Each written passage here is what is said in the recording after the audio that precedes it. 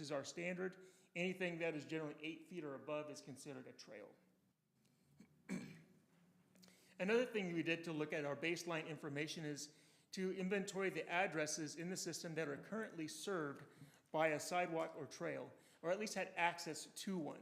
And the consideration of access to a sidewalk or trail was that they could walk within 5 minutes to get to one. So it isn't right at their doorstep. Perhaps that's a generous metric to look at. But usually when we're looking at access to a system, a 5-minute walk is kind of your standard metric. And so we used the NCT 911 system address inventory and determined that about 92% of the addresses are within 5-minute walk of an existing sidewalk or trail. Now, whether that sidewalk or trail continues to their desired destination is another story.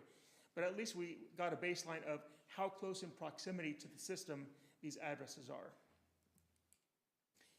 But that was just the baseline. We also wanted to determine where we want to be. What are our goals in this project?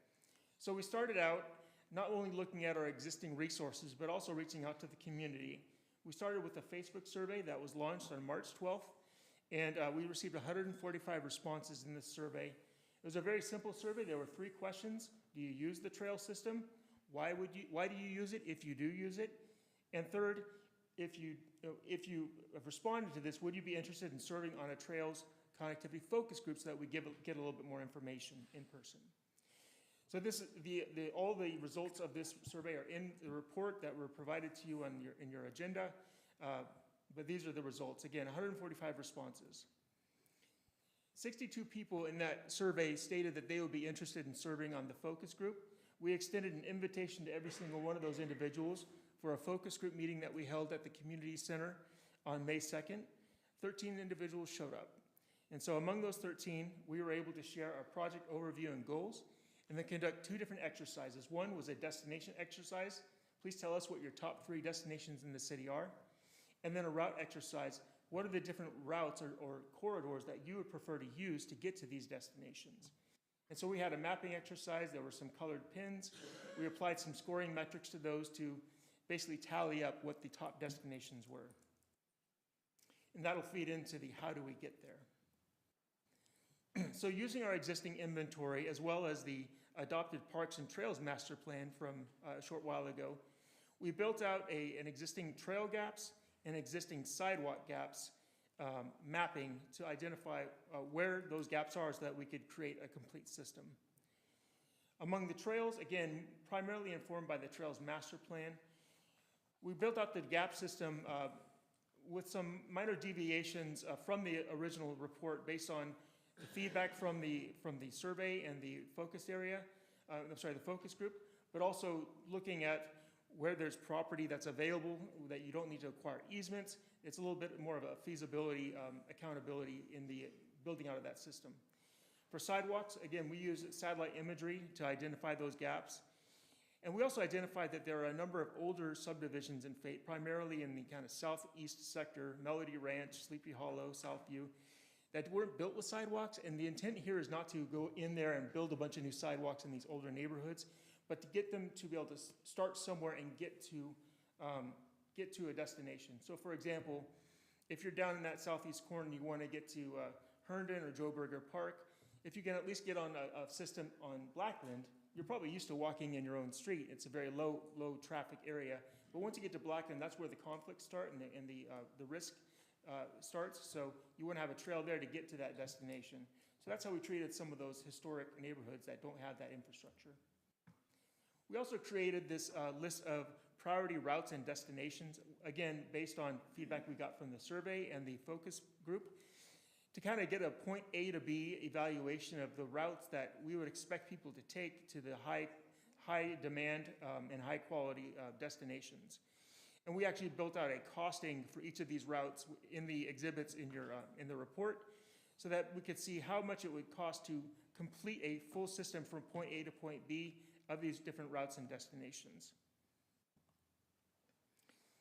We also, primarily based on a discussion that was had here at City Council a number of months ago, we also identified a number of key intersections that were going to need to be treated in a higher priority manner, so that even if there was already a system leading up to an intersection but a lack of treatments, for example, CD Boren and Ben Payne, we'd be able to focus some energy on installing some crossings there so that people could safely cross the road and continue on the system that is already in place on both sides of that road.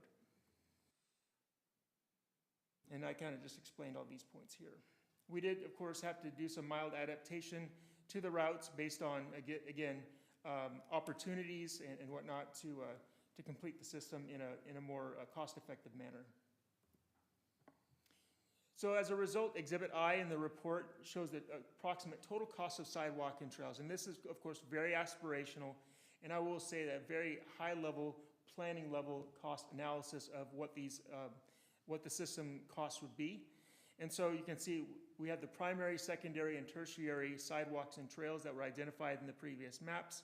We have a combined cost of those, and then a total cost at the bottom right, which again, very aspirational of $28 million, but this is a full build-out of the complete trail system identified both in the Parks and Trails Master Plan, as well as more granular gaps that might just connect two different blocks with a sidewalk. We also evaluated where those costs would come from. And so on the left is the proportional cost expected for the full build-out of trails, and on the right is sidewalks. And as you can see in both cases, most of the time, the infill cost is going to be would be borne by the city. However, as new developments occur and new developments come in that we aren't aware of at this time, the developer-borne cost could increase because whenever there's a development occurring, if a portion of the sidewalk or trail system falls within the footprint of that development, we do require the developer to install that system on their property in order to incrementally result in a complete system. And then also in green, you can see that there are certain portions of the system that will be part of any TxDOT improvements in the future. So what does full build-out look like? Again, this is the long-term vision of our sidewalk and trail system, informed by the Parks and Trails Master Plan, as well as the work that we did in the development of this plan. You can see here that there are the primary, secondary, and tertiary sidewalks and trails are all incorporated here. And it goes all the way out to 552, all the way down to the southeast corner of the city, trying to create a fully integrated and connected system throughout the city to allow both recreational and functional pedestrian and bicycle access to all the destination points throughout the city. And with an increase of about 258 additional addresses having that 5-minute access walk to the system, it does also enhance the immediate access to the system from existing addresses across the city. Exhibits J and K show the total linear footage of the current and proposed inventory of sidewalks and trails. And so you can see there's a somewhat limited increase of the sidewalks between current and full build-out.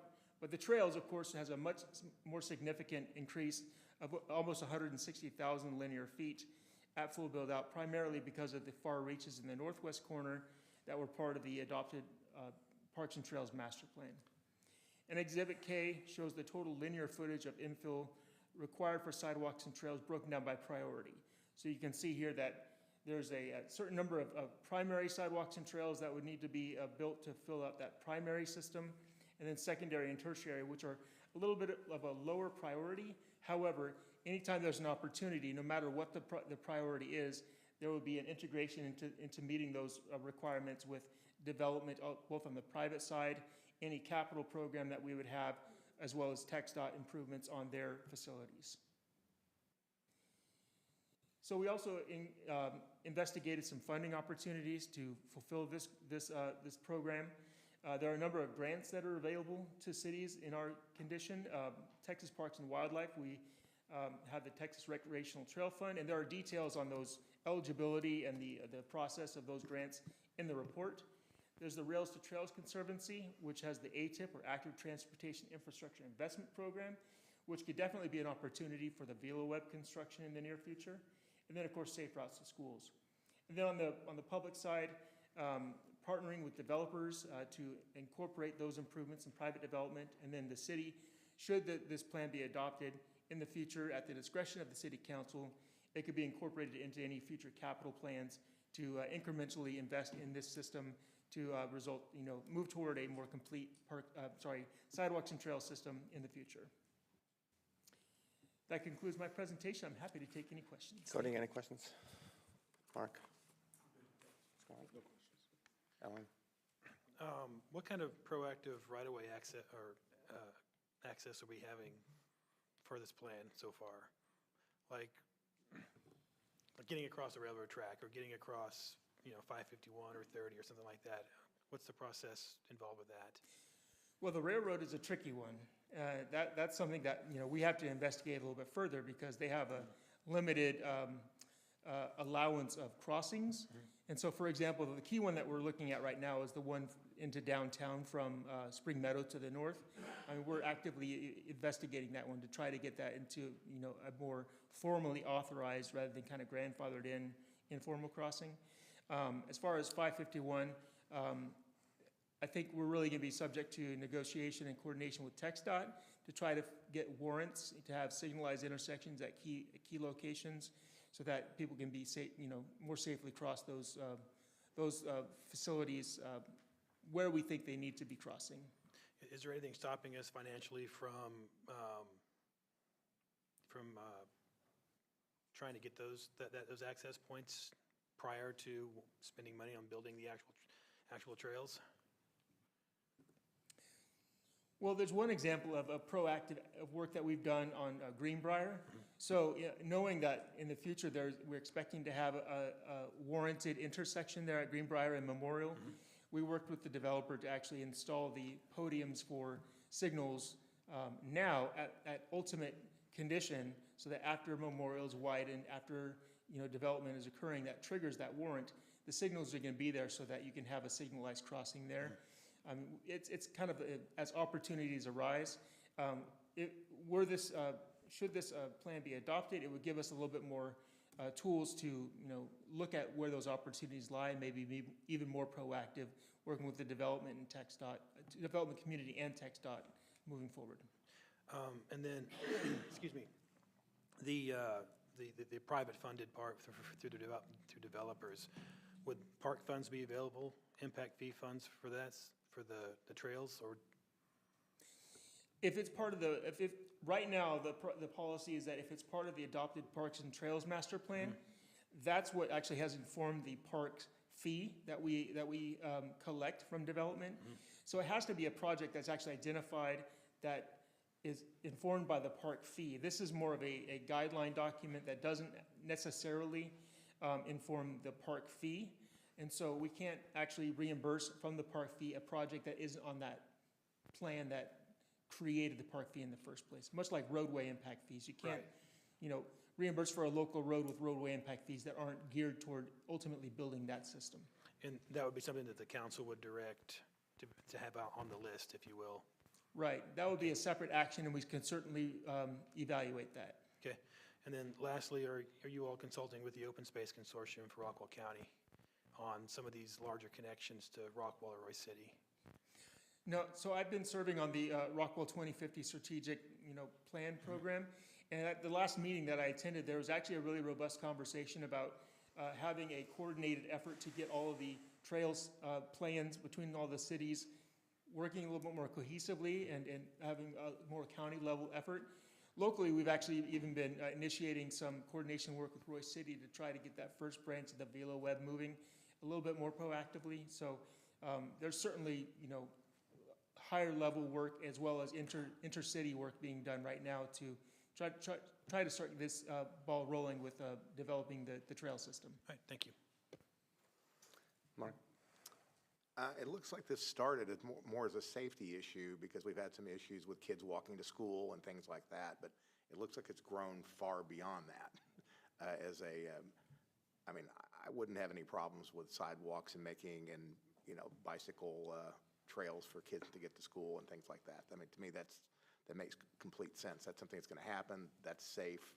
But it looks like it's just kind of ballooned into a whole citywide thing. How many miles of, say, bike trails are we talking about, or bike lanes? Are these bike lanes or bike trails? Well, we actually just have trails, Okay. which, depending on the dimensions of the trail. It can be a multimodal facility that can accommodate bikes and people. If it's a skinnier trail, like 8 feet, generally bikes wouldn't be invited to use those. So it's really more of the, depending on the dimension of the trail, that'll determine what kind of users you'd have. So for example, the Velo Web, which is on our bikes and our Parks and Trails master plan, and I would say that the greater extent of the trail system shown here is already part of the adopted Parks and Trails master plan. That's not something that we created as part of this. We just integrated it so that we have plans that are talking to each other.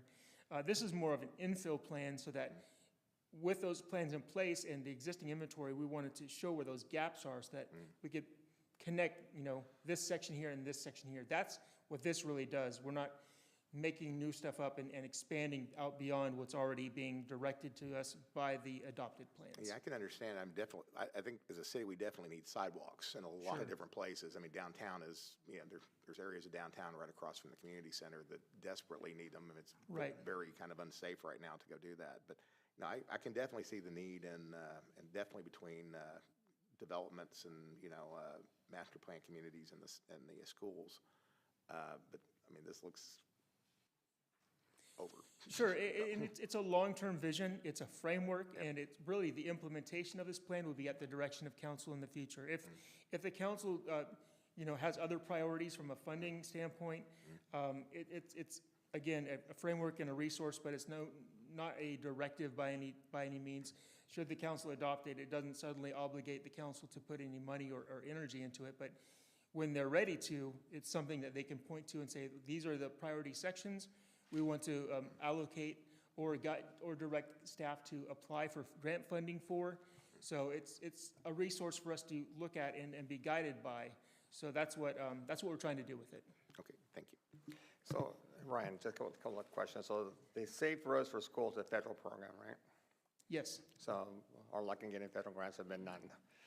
Right? I'm sorry? Our luck in getting federal grants have been none because our federal reps don't believe in them. Yeah, our demographics don't really support that too well.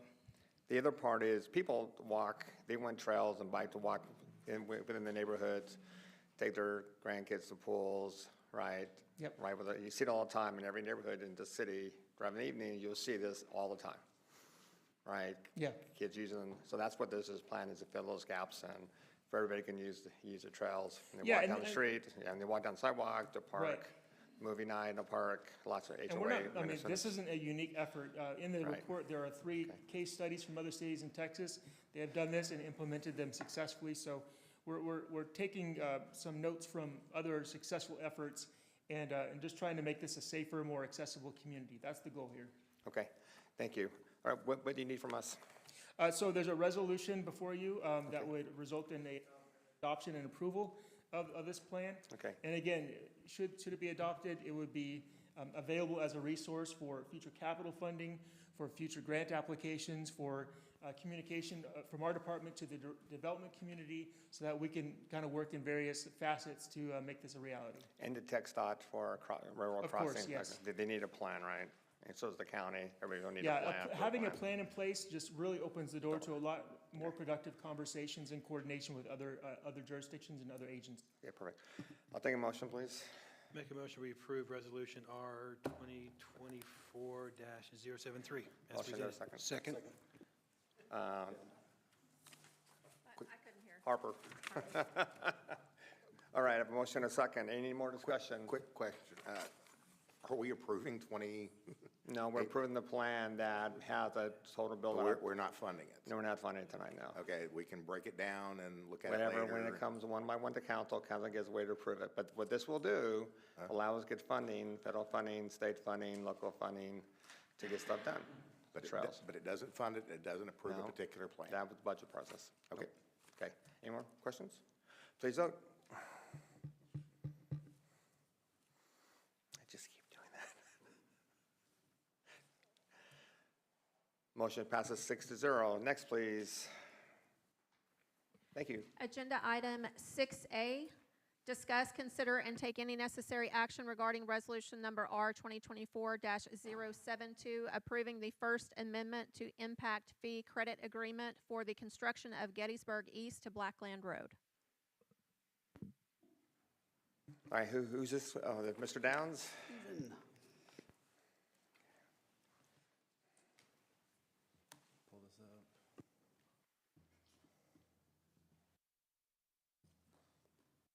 No real presentation tonight, but just wanted to make clear what road connection we're talking about with this contract. So Edgewater Development, which is currently being constructed in southeast Fate, this is continuing the construction of Gettysburg Boulevard, making the connection to Blackland.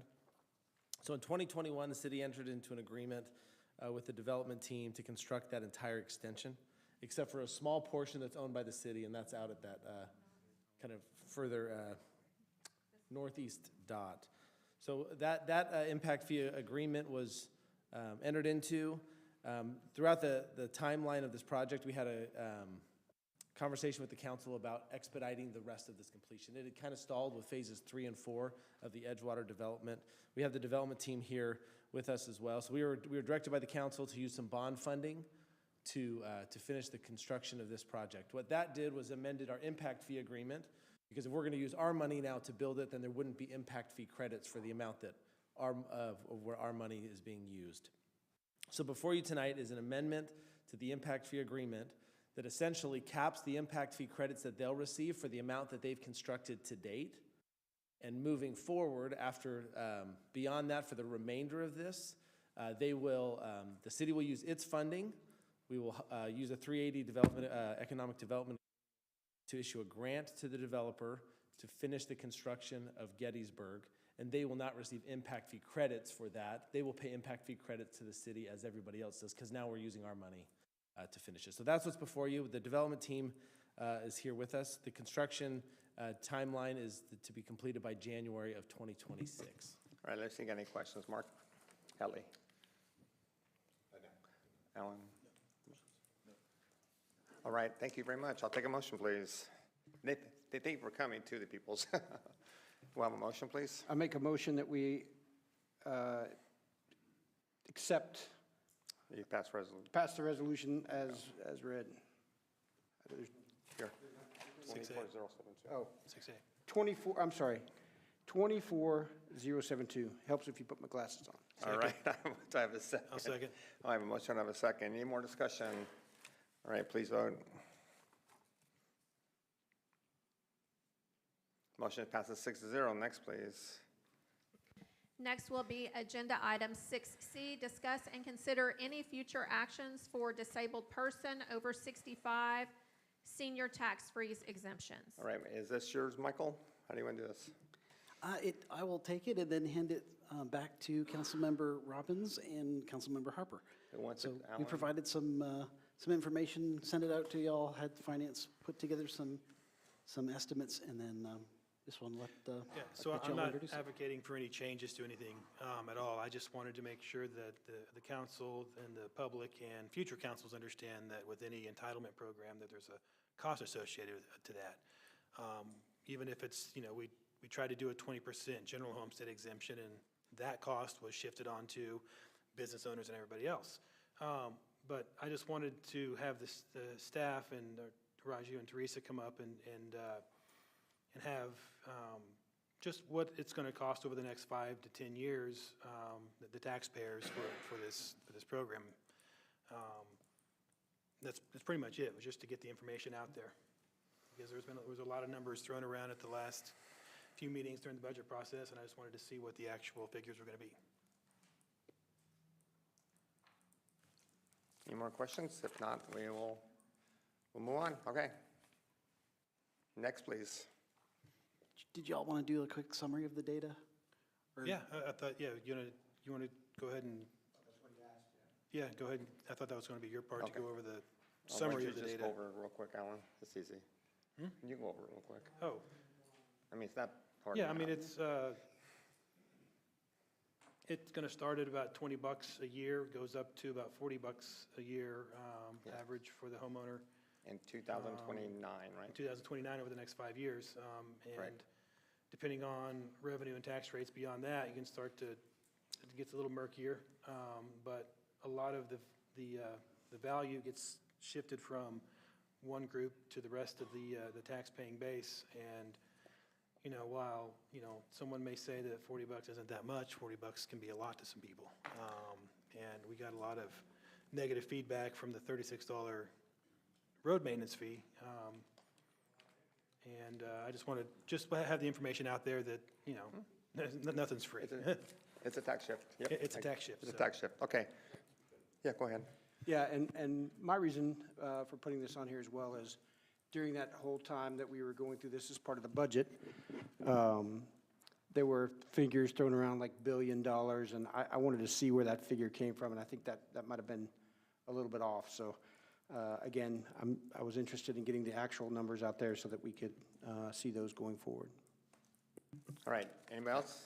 I did. I wanted to state there is a difference between a $36 fee that's being added and people being able to keep more of their own money. Taxes don't automatically belong to the city and are not entitled by the city. They're taxed away. The money actually belongs to the people until it's taxed away. So I just wanted to make that point. You're paying the money either way, dude. Huh? You're paying the money either way. It's $36 or $40. You're Sure, paying the money. but there's a difference between a fee and keeping I your get own it, but money. there's still, in the And day, there just is. in the day, you're just paying the money out of your pay. You're writing a check for tomorrow. That's it. That's the Sure, point but they're who, making. but who does the money belong to initially? So That's the point they're making. All right, Okay, there thank you you. go. All right, anybody else? Okay, next, Vicki. Agenda item 6D, discuss, consider, and take any necessary action regarding ordinance number O-2024-053, amending the micro-transportation ordinance to clarify the use of golf carts at night in master planned communities, along with an option to allow golf carts at night, potentially with conditions. All right, Mr. Downs. Yep, no presentation tonight. This is just kind of a continuing. Okay, but just real quick.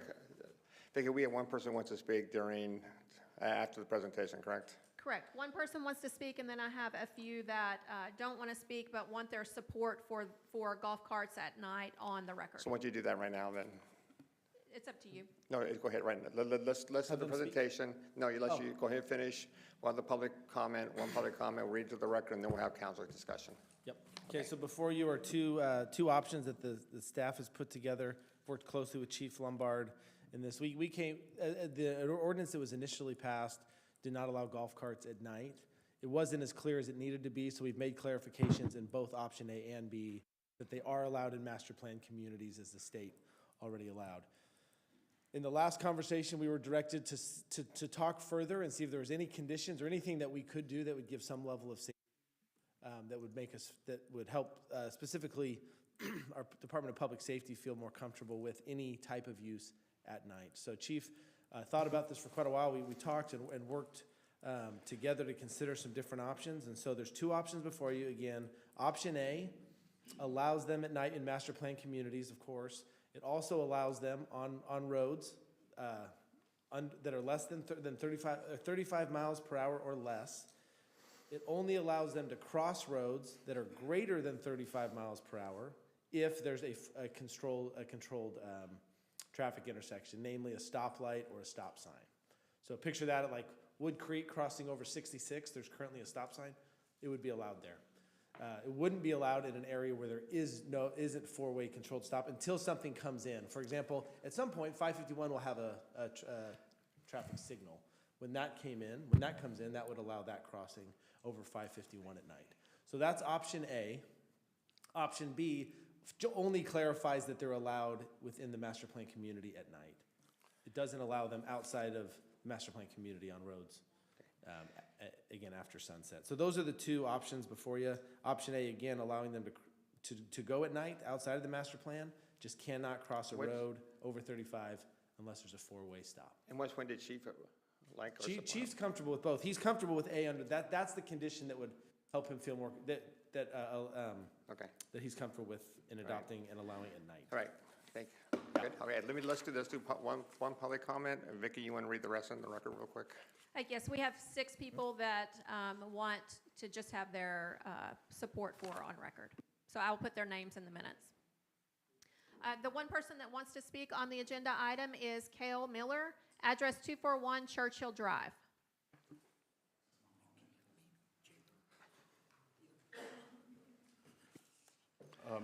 Guys, I want to start off with the restriction you're putting on us. There's no other vehicles that are restricted at night. Skateboarders, bicycles, there's no other restrictions put on them. As a conservative, we should not be adding more laws.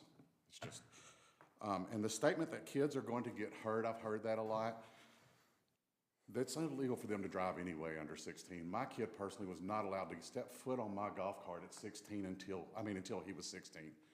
So that statement is just a broad statement. It's invalid. It's just something that was brought up, and I just want to bring that. And carts do have headlights and tail lights and safety features as opposed to bicycles don't. And bicycles are riding across the road all night long and all day long. But just a couple of points I wanted to bring up to y'all. Do you oppose, I'm sorry, you support or oppose the change? I'm for it. You're for it, okay, thank you, appreciate it. Thank you so much, all right, that's it? That's all we have. Any more discussion by council or questions? Quick question. I mean, there's an option B on here. Is option B already legal? Cynthia? So, Stephen, you want to come back up? yeah, option B just clarifies, we didn't feel like the ordinance was as clear as it needed to be on allowing them in their master plan communities at night. So option B just clarifies that, yes, they're allowed in their master plan communities at night. A is what adds also the option to leave the master plan community under those conditions. But I'm curious, at this moment, is option B legal already? Yes, we just weren't as clear as we wanted to be in the Okay. ordinance, yeah. That was the only question I had. Yeah, Okay. sorry. Alan, anything? What is the timetable on a signal across 551 anywhere? Williamsburg, Gettysburg, Couple of years. Greenbrier? A couple of years at least. I mean, probably 3 or 4 to be realistic. Is it possible to get a four-way stop? Michael? Probably not. I would not, just because we had some interim four-way stops here, if you all remember, on 66. And those were, we had some accidents with those. So TxDOT would have to, TxDOT agreed to those as an interim measure while the light was coming in. But, But we don't have a timetable on the light? sir, We don't have a timetable on the light? we don't, no, nothing yet, no. But there's a stop sign at Greenbrier in 551. But it's not four-way, yeah. I don't think we can solve that problem. So if I you mean, wanted isn't- to tweak, you'd have to tweak option A if you wanted to allow that and talk about whether that's. But there's not a good or 4-way stop or just a street light there. Only a 2-way stop. Would a yellow caution qualify? We'd still have to get TxDOT approval for that. And those, believe it or not, those can cost up to like $100,000 for the ones that have the arms and stuff. I think they're also going to, Alan, just slow down traffic. Just asking for more. information, yeah, just asking for information. I'm not sure we can solve If the that. ordinance is written, it would have to be a full stop. Full stop. Right. I think, again, I think that allowing them to cross 551 to get to our areas of commerce is important, so. Scott, any? I would agree with what Councilman Roberts said, that just with the way it's written, for those on the north side and especially in Wood Creek and when Avondale's built out, it works. But for those on the south side to not be able to get either from Chamberlain Reserve across to Fresh or from Williamsburg over to Joe Berger Park just seems problematic and unfair for folks on that side of town. I'm always concerned about the safety issues. As a golf cart owner, I am very conscious of what's going on around me, especially at dark. So while I'm very conscious of that, there's also a level of individual responsibility that we have to take into account. We can't always do everything we want to do to protect people. There are other vehicles allowed on the road at night. There are other vehicles that if they were involved with any type of accident with any other type of vehicle, whether a bicycle, motorcycle, anything, the results are going to be fairly tragic. So just to prohibit one vehicle type that's safe to operate on the road, again, I'm more for the individual responsibility as opposed to taking away folks' abilities to do things. Okay. Another remark? Yeah, again, I'm concerned about the fact that those on the south side would be able to get nowhere. Even in the Chamberlain Crossing neighborhood, they couldn't even get across to the other neighborhood. So if you were in the reserve, you could not get to the pool in the main neighborhood based on the option A.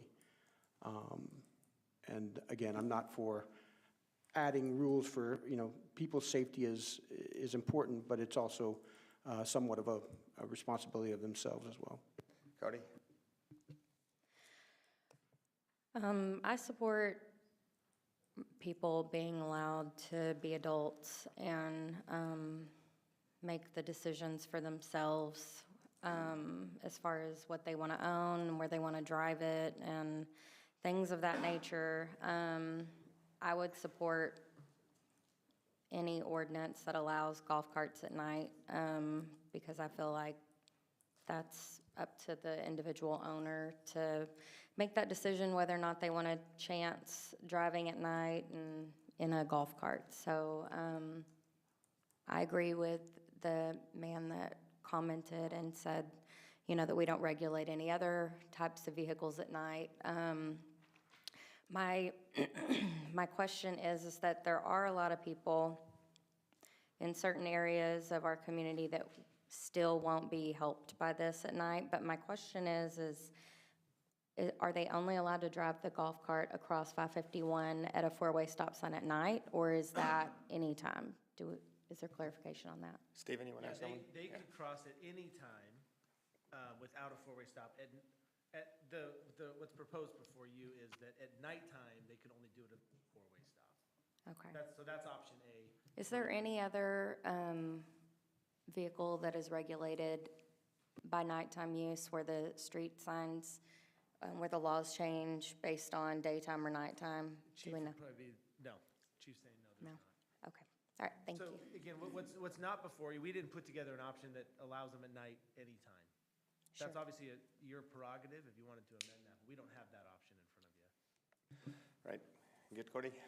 That's it, thanks. All right, I'll take a motion, please. I make a motion that we add an option C, which is to allow nighttime driving of golf carts following state law that's applicable during the daytime, which is driving on streets 35 miles an hour or more, crossing any street that's 35 miles an hour. I'm sorry, driving on streets that are 35 miles an hour or less, and crossing any street that's 35 miles an hour or more at any intersection. Okay, the motion fails, the lack of a second. I'll take another motion, please. I was about to second. Oh, I'm sorry. Okay, now you'll be faster. All right, so you want to have people drive golf carts on the street? So, yeah, so just so we can clarify, just for our city attorney. And this has now been- What Councilmember Harper has proposed is allowing them at night with the same restrictions that would be during the day, which is they can't drive on roads over 35, but they could cross any road. So night or day, same rules apply. That's what's proposed and seconded by Councilmember Kelly.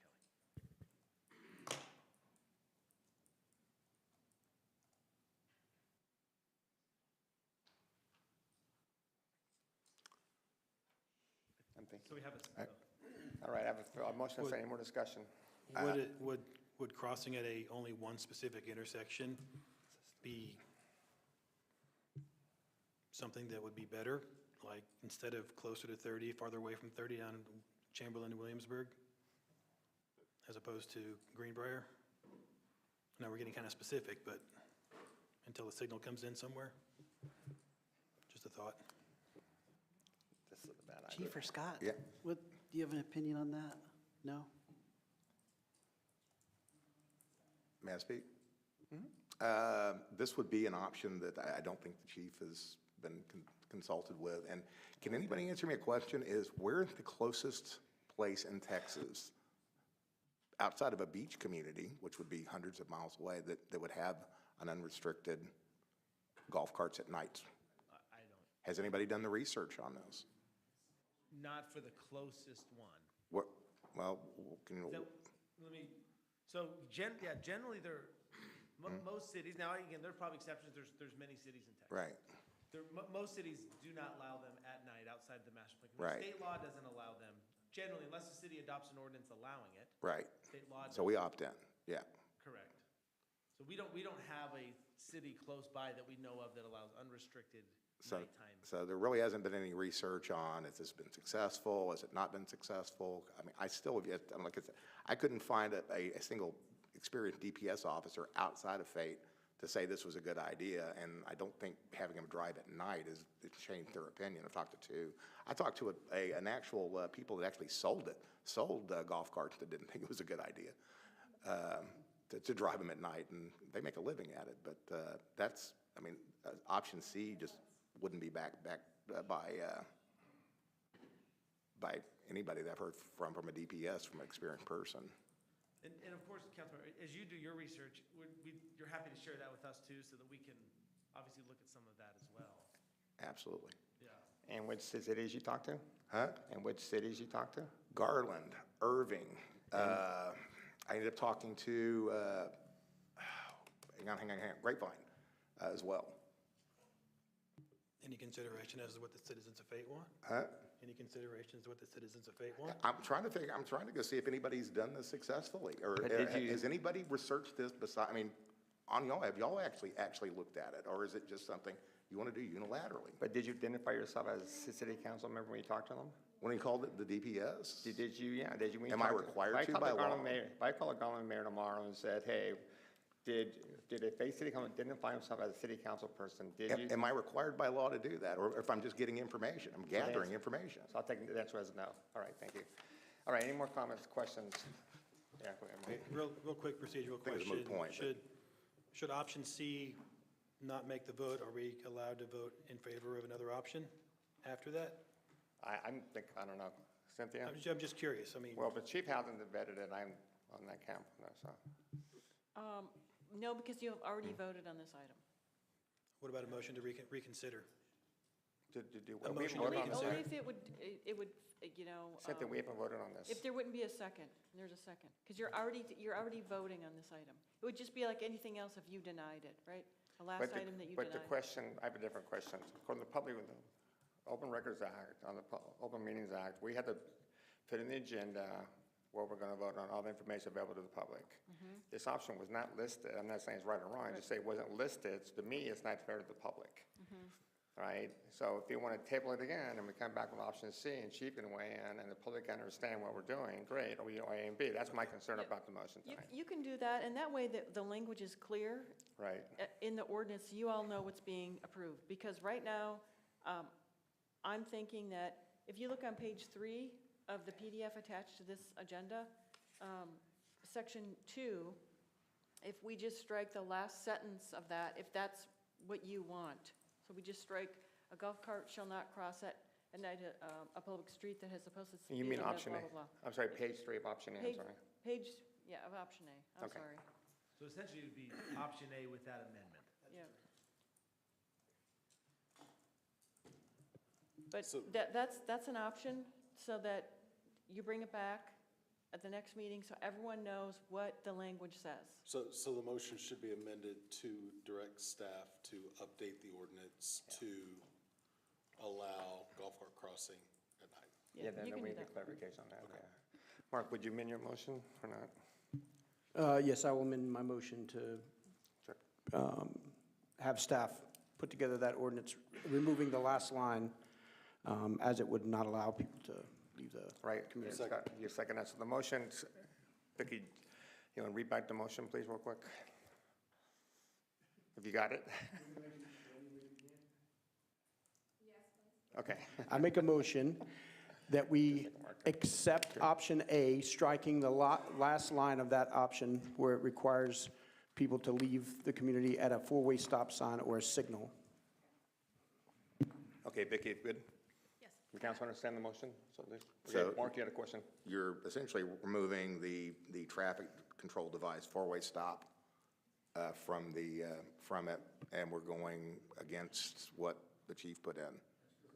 Okay, can I ask a Hey, question? just, please. Quick, Yes, please, quick, Mark, quick, go ahead. can I ask a quick question? Yes, sir. Why wasn't it put that way before we came in tonight? This was, everybody saw it. I think that's why, Mark and all, I think that's why we're directing staff to update it when we come back with a agenda item that the public understand, we all understand. I think that's what the motion is tonight. Okay.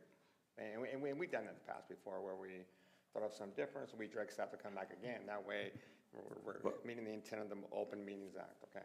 And I also think that the last line of that section A today says street light. It does not say traffic light.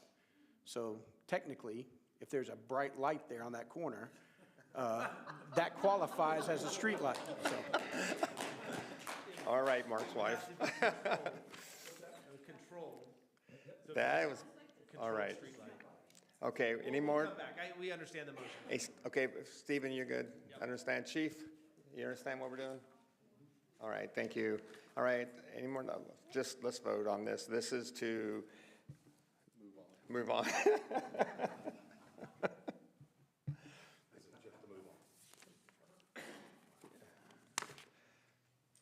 Motion passes 6-0. Next, please. Next is agenda item 6E, discussion regarding speed limits in neighborhoods. All right, Michael, this is mine real quick. I got a request to kind of put back on the table again to go from 30, Chief, you're going to take this one?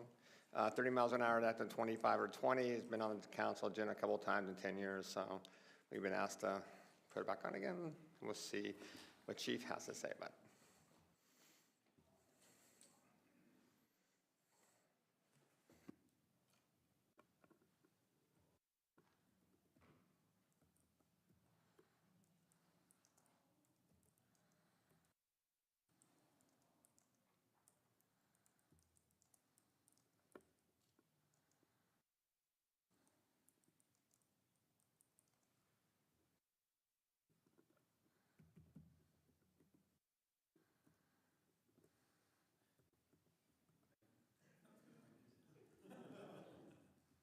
Chief, he's done quickly.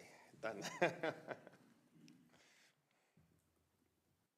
going to get to see a live fire demonstration of the new program we have to measure speed. Okay, so this is a discussion about lowering the speed limits in residential neighborhoods to 20 miles an hour.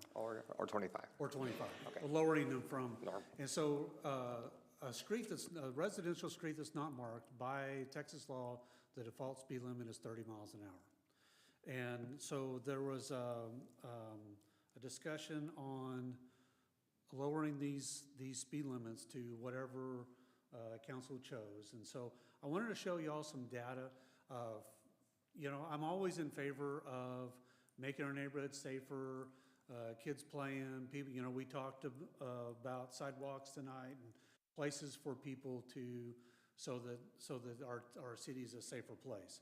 And so I ran some data. We subscribed to this program, which is actually tapping into motor vehicle data. And so all of our cars talk to somebody and give us all kinds of stuff. And so I wanted to show y'all some data.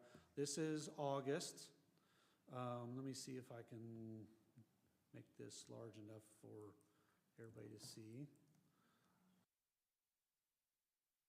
The trial map looks So we almost the can same. move this around a little bit. So the more purple it is, the slower the speed is, and the higher the speed, the more yellow and towards white it gets. And so there's also some other data in here. Now, one thing I want to clarify, that these are average speeds. This doesn't show us every individual vehicle, and I know that there are outliers that go higher and lower to create that average. And so just to make a point that these are not every vehicle, but they fall into an average. So like, let's look at a neighborhood. Let's just grab something over here. That's kind of an end of a block. But this roadway here, Magnolia, is designated 30 miles an hour, and the average speed is 13 with the 85th percentile of traffic doing 17. And so this is a 2-block long street. Usually the shorter the street, the slower the speeds will be, because you can only get to a certain speed before you run out of the street. So that kind of helps a little bit as well. Chief, can you go to Gettysburg Boulevard by chance, if you don't mind? Go where? Gettysburg Boulevard on the south side, where I live. Yeah. Let's see, that's Williamsburg, Gettysburg right here. Yeah, Gettysburg, right there. So here's Gettysburg. Let's look at the eastern portion a little bit. So average speed 31, 85th percentile is 35. And this is all day and night. So one thing we'll do here is, if I can grab it and get to that data. So this also shows time of day. So you see the time of day versus the day of the week, kind of where some of these speeds are. This is a boulevard, a very wide open street, very similar to C.D. Boren.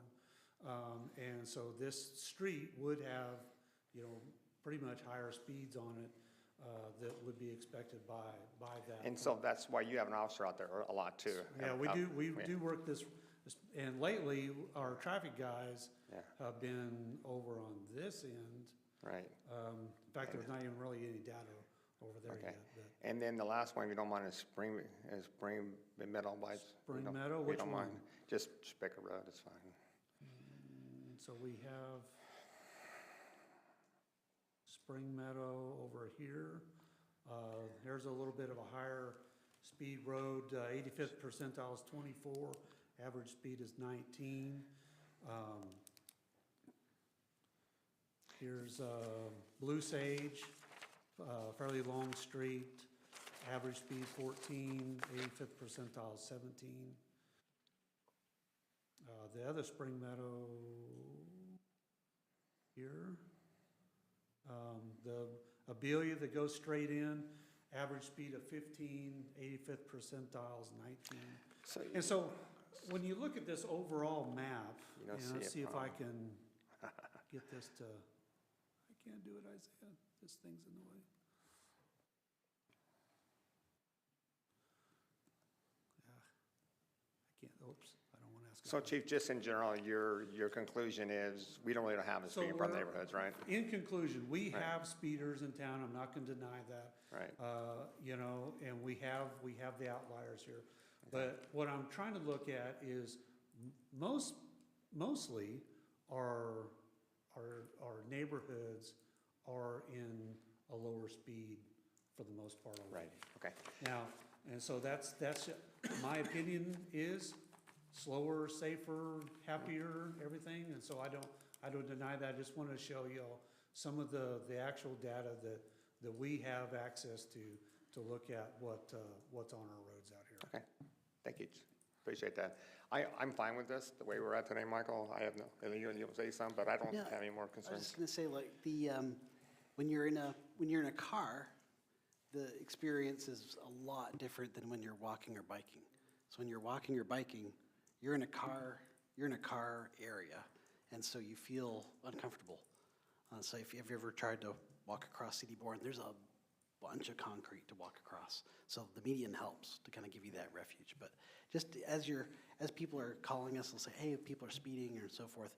And sometimes they're the crazy people out on the highway that are road raging and chasing each other, where you've got other things going on. But in a lot of cases, they're kind of right on that edge. They're out there, they're 25 or so, but it feels, when you're walking, it feels like it's fast. So you get some of those Right, calls. And one point I wanted to make that, when we get traffic complaints, Michael sent me one today. We sent our traffic officer up there to spend a little time. We do want to spot check all of our neighborhoods, and we want to try to do that. I gave our traffic officers access to this so they could see some of the areas, and also, to go through other streets, like one of the ones that I saw there by Joe Berger Park. That one, Greenbrier is driven fairly fast, and so we want to try to get those speeds down as well. And so we want to check everywhere and spot check and try to keep the control of those roads down. So our traffic officers that have only really been in service about a month have access to this, and we're going to use this, and plus the citizen complaints and various things that we have as well. Okay, thank you. Any more Council, have any questions? Alan? One more note. We don't always deploy traffic and law enforcement officers for speeding. I mean, speeding's a great tool to catch people who are doing other bad things, but we deploy officers where there's accidents. So if you want to see some fun, we could show you some, in a future meeting, we could show you a map of all the accidents where people have been killed or severely injured, and we have a map of those. I think TxDOT's got one, but we could find Right. one. And so that is also where we make decisions on where to send officers, is to prevent injuries and death. Okay, Alan, you have a quick question? Yeah, just to clarify on that app that you showed us, like CD Bourne, it's speed limit set for one thing, but it's really designed you can go a lot faster on it. You get it for example. Right, the design speed for most of these thoroughfares, if you're talking about connectors, those are typically designed by the engineers for 45. And then what they'll tell you is, we're going to design this road for 45, but you can sign it for whatever you want. Well, when you design it for 45, people are going to want to drive 45 because that's what it's made for. So I guess when you see, your chart shows the people speeding on these major thoroughfares, I guess lowering the speed limit is really going to, nobody, Well, people it's are going 30 to, speeders are going to speed. Right. I think he said it was 37, 36, 35. is- I'd yeah. be interested in starting with our downtown if we're going to change anything and making those 15 miles an hour through there. Those things are We don't have the right to 15. bar ditches and sliding off and, We don't have the right to go to 20 with a traffic study. We have right to go 25 without a traffic study. right. So we can Right do now the there's 30 in the downtown area. Yes, if it's unmarked, it's 30, but we can go 25 without a traffic study. I thought they waived that traffic study. No, No, they it's still tried in it, there. died. We're tr- bill There's died. there's a bill every legislative session to try and kind of It get died. that down. There was one that would let us go to 20, that didn't pass. So the council can take action to direct the staff to come back with one for downtown. Chief, you would have to figure out what roads are, but what you meant by downtown, we can a council vote on that, or we can just look at the data. It's okay, we looked at it. Well, we're starting to really build our downtown to be more walkable, and I think that should be looked at some point. Okay, Michael, can we come back with downtown only down to 25? Going to 25 for downtown? Because I really don't spend $100,000 on a traffic study. All right, well, I think Scott will need to count So now the we street know. segments, because the way it works is we have to put a sign for every street segment 22.5. in downtown. Fortunately, it's a small area, Yeah. so shouldn't cost too much, but. Hey, Chief, could you come out with what roads that would apply to? I said, we just do downtown. Could you come with the roads that would apply to? Okay, perfect, thank We you. get some help from our planning department Planning and their department. GIS capabilities. Any objection from council if we do downtown 25? All right, Michael, you got some direction on that one? Great, thank you. Chief, thank you so much. No, hang on a second, Rob. Okay, any more comments from council? It may, as we do all of that research, it may not be the next meeting we have all of that ready, but we'll. That's fine. And we'll just have an agenda item, and then people can speak on the agenda item when we have it done at the public comment section. Okay, cool. I have a question.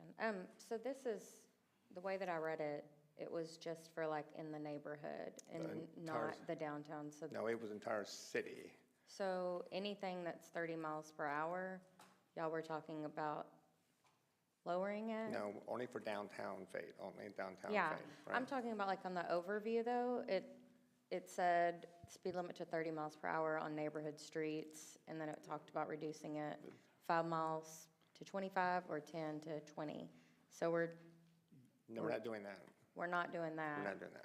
Right. I'm just making sure that But this, Cody, you are right, this was for, neighborhood streets. Yeah. and Yeah, they're that's the way it defined was as an listed. urban district in the state. Right. But only ones that are lined with homes. Those are the only ones that would apply here. gotcha. But, Yeah. and we're not doing that, we're just talking about in downtown now only. And what's Okay. going to happen, they'll come back with an item for us that lists the streets out, then the public can comment, everybody has the same information, we all have public comment at that point in time. Correct, okay. Okay, thank Yeah, you. I just wanted to make sure I understood what was going on. I'm good, thank you. And could you also include what a traffic study would cost? Yeah, we do should have wanna go that. lower? We worked with Kimley. Kimley Horton hasn't done one of these specifically, I don't think. 10 to 15,000 is what they were estimating. But now that was citywide, so we can talk to them about now a Yep. much more specific. Thank be you, great. just the downtown area, thank you.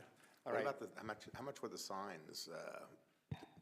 Yeah, we looked neighborhoods citywide, and we were looking at 263,000. yeah, why don't we just come back with But- the downtown bid? But I have some numbers on specifics, so,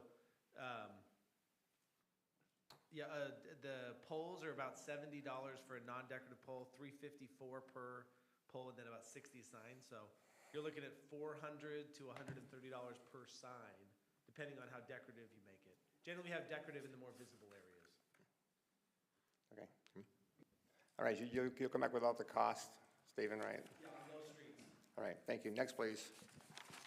Next is Agenda Item 6F, discussion regarding the implementation of TCEQ backflow inspection requirements. Evening, Mayor, Council. Let's see.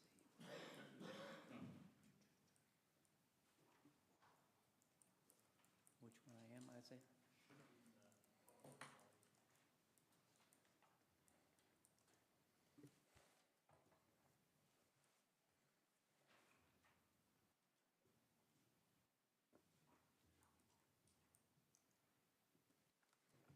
All right, good evening. Just a couple of quick introductions before I get started on SE Tracking Solutions. I do have Tony Santoro with SE Tracking here tonight, and I also have Megan J. With Public Works Department, and Lee Goddard. In case we have any questions or any additional information you may need as we kind of discuss this program, they're here also available to answer any questions. So SE Tracking is a program that helps improve services for the following: for backflow inspection reports, CSIs or customer service inspections, and then FOG, which is your fats, oils, and greases. I'll get into more details as we get a little further into the PowerPoint. So what is SE Tracking? It's a state-approved program, TCEQ granted electronic approval system. And what it is when we do backflow inspections at residential properties, commercial properties, one of the things that's very unique about SE Tracking is they're one of the only state-approved agencies that can actually send electronic copies through TCEQ. Currently, one of the new mandates by TCEQ is every inspection has to be wet signatured, which requires several hands. They have to bring those in, individually hand those off. It goes to our planning department, our permit department, and then it comes over to Public Works. So it's multiple processes in the process, and this eliminates that with their, and through the program, they do validation of all the technicians, all the testers, validate certifications, licensing, ordinance reviews. They've actually looked at our current ordinances, but they do assist with ordinances to make sure that we're following the same ordinances as all the cities within the state. And then they offer TCEQ support, which is huge because we typically get an annual audit once a year through TCEQ, looking at water systems, backflow prevention, FOG programs, grease programs, and through this process, they actually would assist with that. They do open records support for us, and then they do all the customer notifications. So they send the letters out, they get the annual inspection commercial information out, and then they help out with the annual inspections for commercial and high hazard residential. So the high hazard residential would be any of our kind of outlining neighborhoods, your older neighborhoods within the city of Fayette, where you would have both a backflow prevention and you would have a septic system. So for instance, you'd have a septic system operating in your house, but you also have a wet sprinkler system. So some of the things and some of the benefits, lots of benefits included, but it really improves compliance and statewide mandates, improves water quality, avoids the fines and any lawsuits that we could be subject to when it comes to record retention, better visibility, customized reporting and control, record tracking. If you can imagine all the customer service inspections, all the backflow inspections, even on a customer service inspection, which is due on every residential house, you have to maintain those records for up to 10 years. So you can imagine some of our off-site storage is boxes and boxes of off-site records that the city has to maintain, which they would then take those old records and put them in an electronic format for the city. We own all the data, and so nothing would really change on that.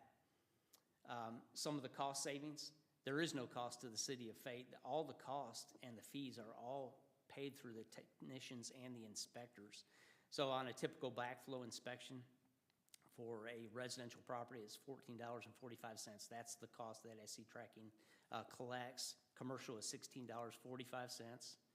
CSI inspections, $16.45. That's if SE Tracking actually would perform it. But we can also do this through our permit department. We have inspectors with the city of Fayette that actually currently can perform that service. So if they would perform it, there would be no cost directly to the city. Eliminates a lot of time-consuming administrative duties, reduces a lot of paperwork. All the data processing, huge savings, and really taking all of those records and putting in electronic format. And then there's no upgrade charges. So if there's any upgrades to the system, that's all absorbed through SE Tracking.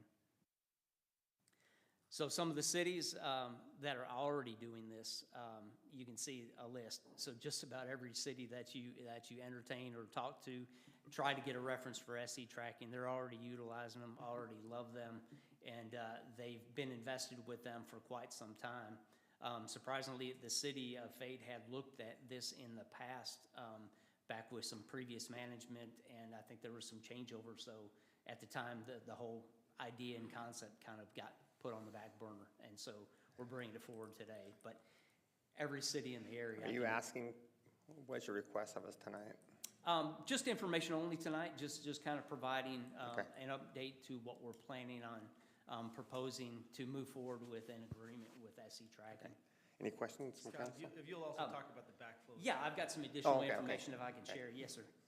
So one of the backflow testing reports, this is an example of what that is. And if you can imagine, so we've been submitting these forms, collecting these forms for years.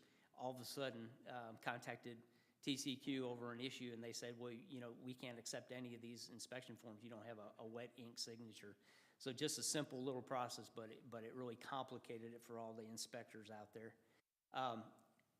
So one of the things I want to identify here is what is the backflow. It refers to any on-water reversal of water flow in a plumbing system. So if you recall recently, Grand Prairie had a situation where they had fire foam in their system and had 60,000 residents taken out of service. This was due to a faulty backflow that caused this situation. So you can see how critical it can be.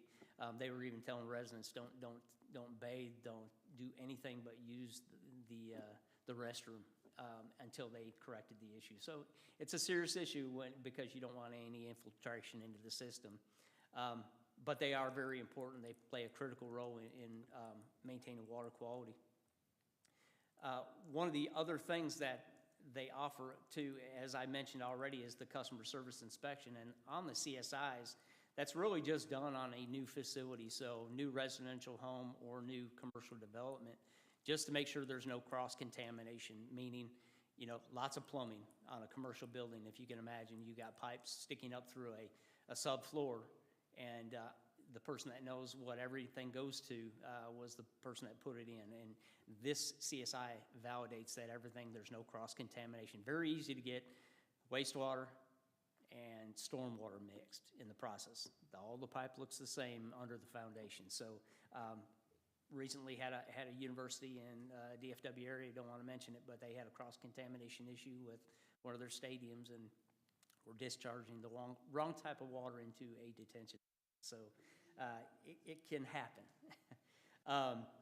But the CSIs will only then apply if there's new construction or if there's a major upgrade to a system on a residential or commercial property. And then the grease traps, the fog. Grease traps, probably one of our most critical issues. We have multiple grease traps around town. Grease is a huge concern. We want to make sure that all of our commercial accounts are following a detailed fog program. Their grease traps are under contract, they're being maintained, they're being inspected, they're being pumped. If they're not, that gets into our sewer system, contaminates the system, clogs, and it has direct impacts on pumps, motors, lift stations. Not a failure you want to get the call at 2 o'clock in the morning on, and we do get them. Glad to answer any additional questions that you may have, but tonight was information only. Just want to kind of share that we are looking forward to moving forward with a program and implementing a contract with SE Tracking. Scott, if you'll speak to just the type of residential backflow inspection required to do. Yes, on the residential, I had mentioned earlier, so on the residential, this is only the high hazard location. So this would only be a house that has a septic system and also has an irrigation system. That would be the only condition that would require an annual inspection with the city of Fayette currently. We expect TCEQ in the next 3 to 5 years could potentially mandate it on all residential homes that have an irrigation system, because there are backflow devices on all residential houses. As of today, it's not mandated, just high hazard locations. Okay, any questions, council? Yeah, a few years back, we had that issue with the line coming from Mobile City. Yes, sir. Yeah, how would we, going back to the grease trap stuff, how do we prevent another municipality from messing this up? So we are currently in the process of working on an agreement with Mobile City. I'm glad you mentioned, because they're building a new store, and restaurant area. So their grease trap will become a part of our program. So it will be tracked. SE Tracking will actually get their grease trap contract, make sure it's validated, make sure that they are following their protocol, having it inspected every quarter, having it pumped out when it needs to be. That's huge. Today, we have no contract with Mobile City in any way. So, but any other city, that's the only entity that is not within the City of Fate that we manage. Everything else will be through our grease trap program, and we do. So any new restaurant coming in the City of Fate will have a grease trap. It will have a contract. The beauty of this is that SE Tracking knows every contractor out there, every group that's doing the work, everything that's being performed, when their inspections are due, when the contract expires, are their technicians licensed properly? They do all that as part of their service for us. Yes, sir. Any more questions? Okay, seeing none, thank you, Scott, appreciate it. Thank you. What, any more questions? Oh, go ahead. Real quick, Scott. Yes, sir. This is something that you already budgeted for? Actually, there's no budget cost directly, no direct cost Okay. impact to the city. All right, So, good deal. yeah, it's all done through the testers and inspectors. Yes. All right. Now, just want to clarify that, so there's been a regulatory requirement for quite some time, but we've not implemented it for people with irrigation systems and septic systems. So as we now begin following the regulation. Correct. We're getting some help to do that. But if you imagine those subdivisions that have irrigation and septic, so Riding Club, Carrington Farms, all the southeastern areas, kind of spattered here and there. If they're connected to another water district, not our issue, but if they're connected to our system, we're going to start requiring this annual thing. So there's an inspection fee and so forth, and they may run into some plumbing costs if they've got an old system and it fails. So that's just kind of something that we want to make sure everybody understands, that they see all this, like, hey, what's this thing I have to do, like some sort of new thing. Yeah, that's correct. It's not really We could new, but actually- we haven't enforced it, and so we're now starting that Yes, sir. process. And so we may get some complaints at some point, but that's why we're really only focusing on what the TCEQ is telling us. And Scott's right, it could expand to everybody, so everybody with an irrigation system. And the irrigation folks have a lobbyist, so don't be surprised if all of a sudden 3 years from now, it's a requirement. All right, thank you, Scott, appreciate it. Thank you. Next, please. Next is Agenda Item 7, Mayor, Council, and City Manager reports. All right, Mark Hadley, you want to start? I would. I'd like to once again thank the Fate DPS and fire. Safe cities are not safe by accident. It takes dedicated people. I also want to thank the chief for his input tonight on that. I always appreciate it. I've yet to hear him say anything that another DPS officer outside the city could even remotely contradict. So I'm happy to have him, up here being able to answer questions. And by the way, you were mentioned at the Royce City, the Tour Police. They were very familiar with you, and they'd been inside of our thing. They said, thank goodness, hopefully you guys will get a, thing. So whatever on that, we'll see. Celebrate Fate's coming up. Hopefully everybody's able to make it out there and have a really, really good time. It's wonderful out there. Lots of great vendors, and going to be some great fireworks. So thank you to everybody who's helped organize that. And thanks to the city staff for taking my suggestion and getting handicapped and senior drop-off points for those, and helping us go that one step above ADA compliance, as that's just the minimum. So thank you to the city staff for that. Alan? Yes, Celebrate Face this weekend. Something that a lot of people don't know is that all of our employees that spend countless hours setting this up is above and beyond their job descriptions for the most part, and we really appreciate all the effort put into it. Thank you to all of our volunteers who are signed up, and especially thank you to our sponsors that help fund this thing and put it on for our community. It's a great event, and that's it. Thank you. God. Looking forward to see everybody at Celebrate Fate. I would also encourage everybody to spend time at our, outside of the vendors and sponsors to Celebrate Fate. Don't forget all of our local businesses in town, especially the owner-operated ones. We've had a couple of businesses either struggling with business plans or close.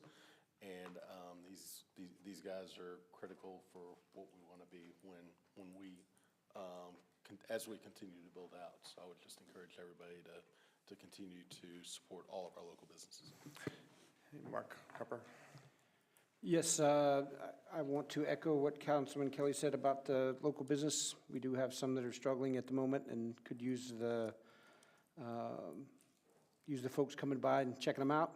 And second of all, I want to thank the chief for his 9/11 ceremony, his men and everything. Outstanding job. That was a great thing.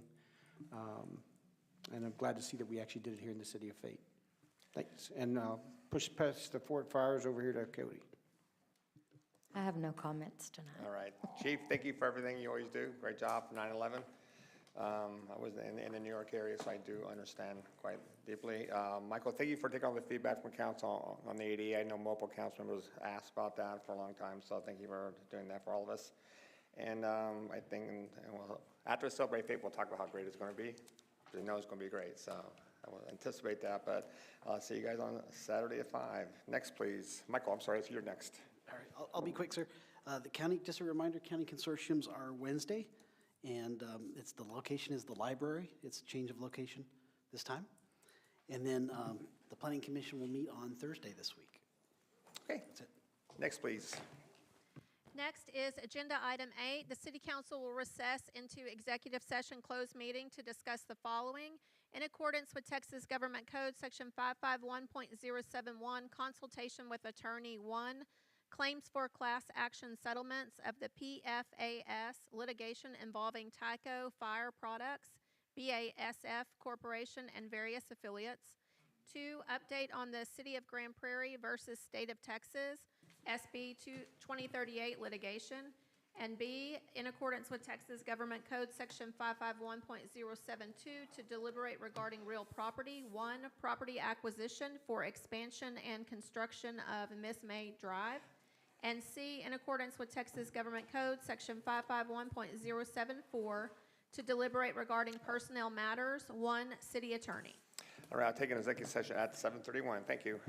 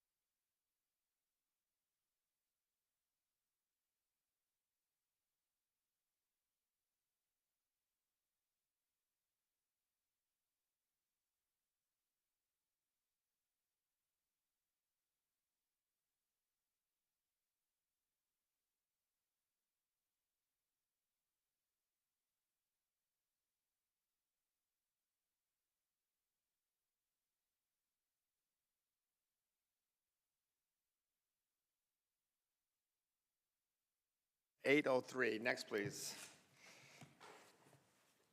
Action taken on items discussed in executive session, no action for 8A1, 8A2, or 8B1, but action for 8C1, city attorney. I'll take a motion, please. Make a motion that we instruct city staff to enter a contract negotiation with Master Fort And Second Des- for legal services And designate add the city attorney. and designate them as city attorney. Okay, Mark, you second it? Second. Okay, Vicky, we good? Yes. We good, Mark? Michael, we good with that? All right, please vote.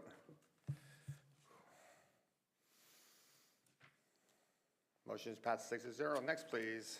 Next is item 10, adjournment. Make a motion, we adjourn. Second, vote.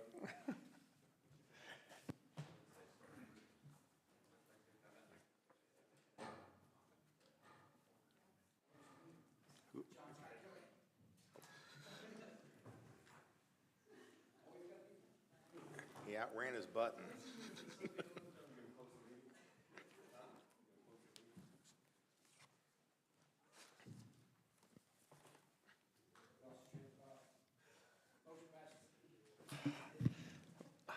Motion passes 5. What do you want? Motion passes 5-0-1 with Scott Kelly abstaining. Thank you. Stay.